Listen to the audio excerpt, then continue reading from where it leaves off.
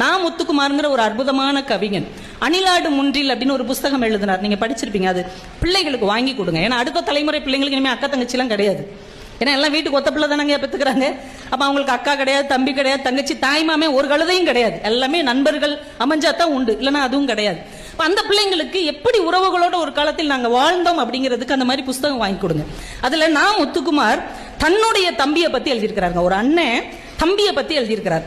நான் மலர்ந்த தொப்புள் கொடியின் இன்னொரு பூ, நான் மலர்ந்த தொப்புள் கொடியின் இன்னொரு பூ, என் உதிரத்தின் பங்காளி, வேற்றுருவன் ஆனாலும் என் மாற்று உருவன், நான் உண்ட மிச்சப்பாலின் ருசி அறிந்தவன், அதனால் என் பசி அறிந்தவன், என் நாணயத்தின் இன்னொரு பக்கம், துக்கத்தில் என்னை தாங்கும் தூண், சக ஊன் என் தம்பி என்று நான் முத்துக்குமார் தன் சொந்த தம்பியை பற்றி ஒரு